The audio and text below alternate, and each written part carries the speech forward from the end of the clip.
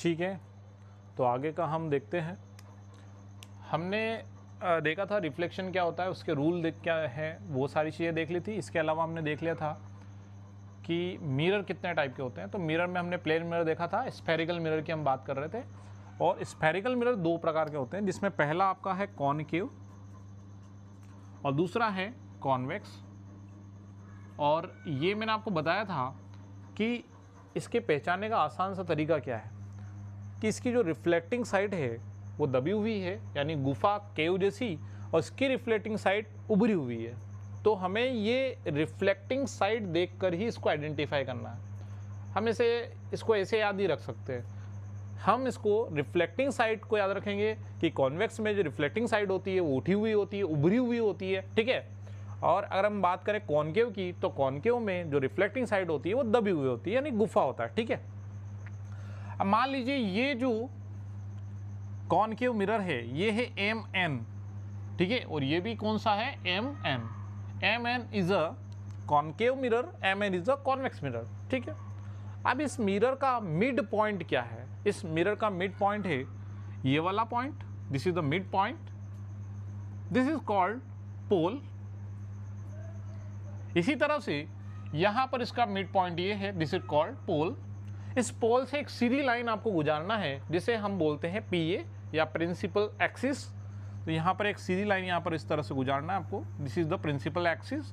यहाँ पर भी आप इसी तरह से प्रिंसिपल एक्सिस को बनाना है आपको, जो कि P से होती हुई एक सीधी लाइन जाएगी, ठीक है। कॉनकेव मिरर के बारे में पहले देख लेते हैं कि क्या है।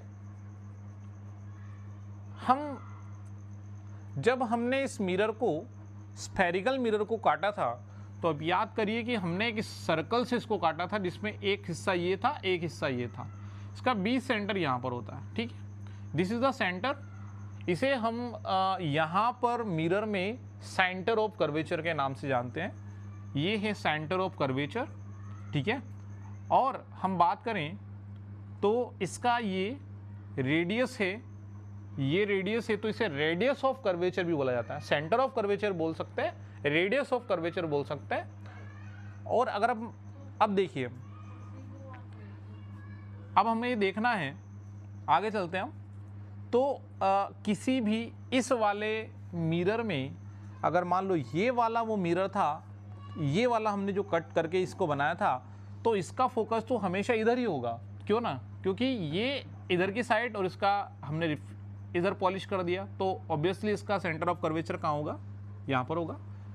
बट इसका जो कॉन्वेक्स मिरर का जो सेंटर ऑफ कर्वेचर होता है वो इधर होगा, क्योंकि हमें भी इसको भी हमने गोले से बनाया था, यानी एक सर्कल था, एक गोले को हमने काटा था, तो सेंटर ऑफ कर्वेचर इसका किधर होगा भाई, इसका सेंटर ऑफ कर्वेचर हमारा होगा इधर की साइड, ठीक है ना। तो ये है C, ये भी है C, सेंटर ऑफ कर्वेचर।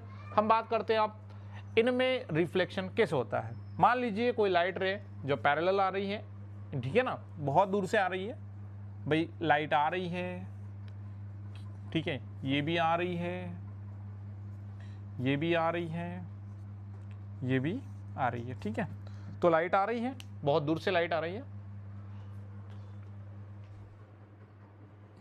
और जब ये लाइट रे टकराती है तो टकराने के बाद ऑब्वियसली इसमें क्या होगा, इसमें होगा reflection.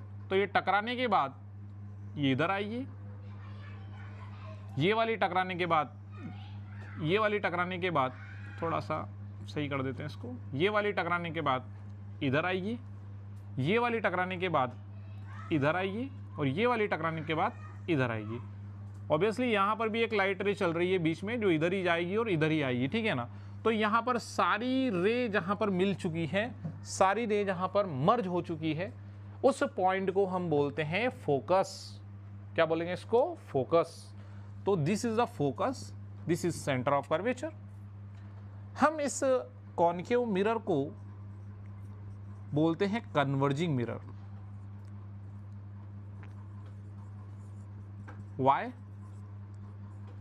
Because this mirror after reflection converge all line one point, यानी कि ये आफ्टर रिफ्लेक्शन सारी रे को एक पॉइंट पर मर्ज कर रहा है, कन्वर्ज कर रहा है। This is called converging mirror, ठीक है, इसीलिए हम इसको कन्वर्जिंग मिरर बोलते हैं। इसी तरह से अगर हम बात करें कॉन्वेक्स मिरर की, तो कॉन्वेक्स मिरर में जब लाइट रे आती है, लाइट रे आ रही है, लाइट रे क्या हो रही है, आ रही है, लाइट रे आ रही है, आ रही है, जैसे ही आएगी टकराएगी, और टकराने के बाद ये क्या होगी, ये जो है इस तरह से रिफ्लेक्ट हो जाएगी। इधर से आ रही थी इधर चली गई, इधर से आ रही थी इधर चली गई, ठीक है। इसी तरह से इसका इधर से आ रही थी इधर चली गई, इधर से आ रही थी इधर चली गई, यानी कुल मिलाकर यहाँ पर भी लाइट रे है जो इधर से आ रही है इधर चली गई। इसमें और इसमें बहुत ज़्यादा डिफरेंस है। ये आफ्टर रिफ्लेक्शन यहाँ पर कन्वर्ज हो रही थी, बट इसमें ऐसा नहीं हो रहा है। इसमें आफ्टर रिफ्लेक्शन सारी की सारी जो है फैल गई है, डाइवर्ज हो गई है। तो इसे हम डाइवर्जिंग मिरर के नाम से भी जानते हैं, डाइवर्जिंग मिरर। व्हाई?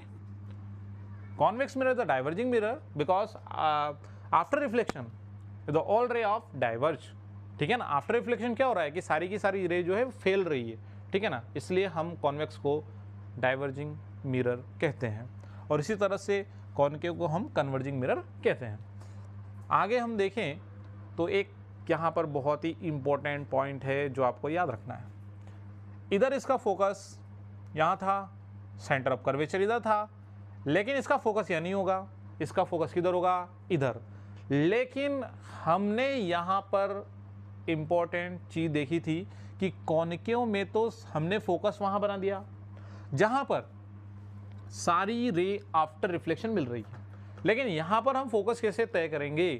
तो हम यहाँ पर एक्चुअल में तो रे नहीं मिल पा रही है, लेकिन यहाँ पर सपने में जरूर मिल सकती है। यहाँ पर कहाँ मिल सकती है? सपने में।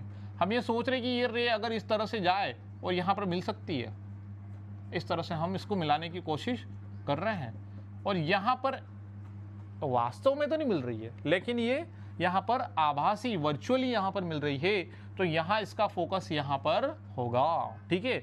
यानी इसका फोकस इधर है, इसका फोकस इधर है, ठीक है। ये चीज़ें हैं, ठीक है।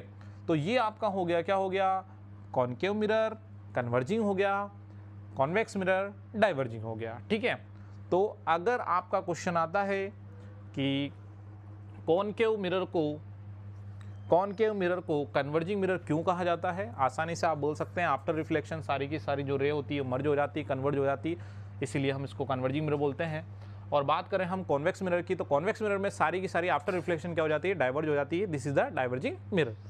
तो ये कहानी थी इन दोनों की, कन्वर्जिंग और डाइवर्जिंग की, ठीक है। आगे चलते हैं।